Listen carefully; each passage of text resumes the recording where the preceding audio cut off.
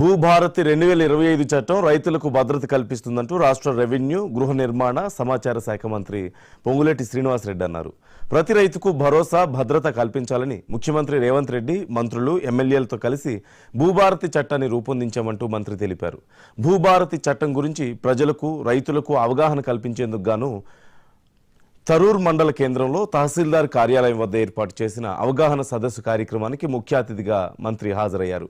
ఈ సందర్భంగా మంత్రి మాట్లాడుతూ గతంలో ధరణి వల్ల ఎంత ఇబ్బందులు కలిగిందో రైతులకు తెలుసంటూ దానిని దృష్టిలో ఉంచుకొని భూభారతి కొత్త చట్టాన్ని రూపొందించినట్లుగా తెలిపారు.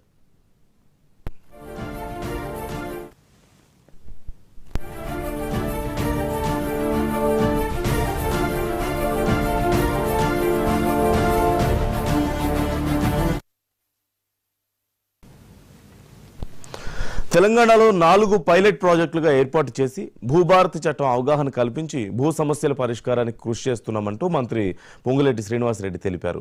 సాదా బైనామాలతో పాటుగా ఇతర ఏ సమస్య ఉన్నా పరిష్కరిస్తామంటూ తెలిపారు. పేర్లు, సర్వే నంబర్లు, ఎకరాలు అలాగే ఇలా ఏది తప్పుబడినా సరే గతంలో కార్యాలయాల చుట్టూ తిరిగిన పనులు కాలేదంటూ ప్రస్తుతం చట్టం ద్వారా పరిష్కరిస్తున్నామంటూ తెలియజేశారు. ₹1 కూడా చెల్లించకుండా రైతులు నేరుగా తహసీల్దార్, ఆర్డీఓ, కలెక్టర్ల ద్వారా భూ సమస్యలు పరిష్కరించుకోవచ్చంటూ తెలిపారు.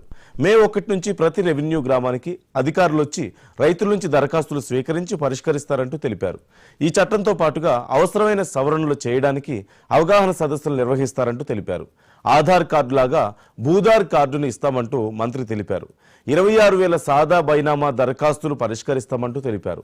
ఈ చట్టం ద్వారా ప్రభుత్వం, అటవీ, ప్రైవేటు భూములకు గుర్తింపు తెచ్చి భద్రత పరుస్తామంటూ కూడా తెలియజేశారు.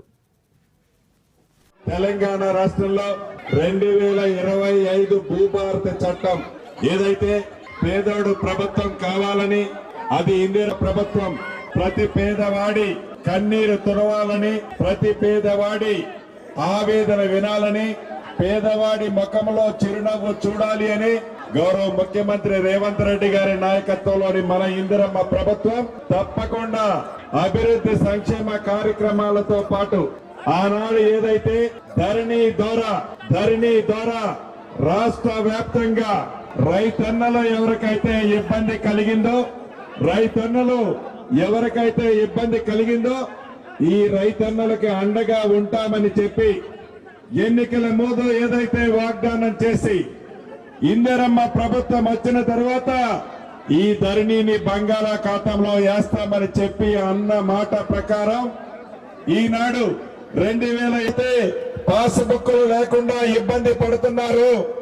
వారందరూ ఎవరైతే 2020 చట్టం నాడు సాదా బైనామా అగ్రిమెంట్ కింద ఆన్లైన్ లో అప్లై చేసుకున్న ప్రతి రైతన్నకి, అర్హులైన వాళ్ళకి ఈ భూభారత చట్టంలో మార్గాన్ని కనుగోబడింది.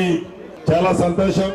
తెలంగాణ రాష్ట్రంలో 2025 భూభారత చట్టం ఏదైతే పేదోడు ప్రభుత్వం కావాలని, అది ఇందిరా ప్రభుత్వం ప్రతి పేదవాడి కన్నీరు తుడవాలని, ప్రతి పేదవాడి ఆవేదన వినాలని, పేదవాడి ముఖంలో చిరునవ్వు చూడాలి అని గౌరవ ముఖ్యమంత్రి రేవంత్ రెడ్డి గారి నాయకత్వంలోని మన ఇందిరమ్మ ప్రభుత్వం తప్పకుండా అభివృద్ధి సంక్షేమ కార్యక్రమాలతో పాటు ఆనాడు ఏదైతే ధరణి ద్వారా రాష్ట్ర వ్యాప్తంగా రైతన్నలు ఎవరికైతే ఇబ్బంది కలిగిందో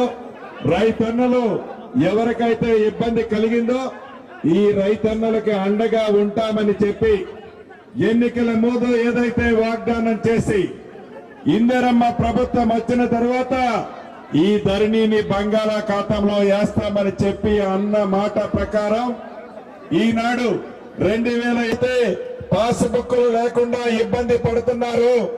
వారందరూ ఎవరైతే 2020 చట్టం నాడు సాదా బైనామా అగ్రిమెంట్ కింద ఆన్లైన్ లో అప్లై చేసుకున్న ప్రతి రైతన్నకి, అర్హులైన వాళ్ళకి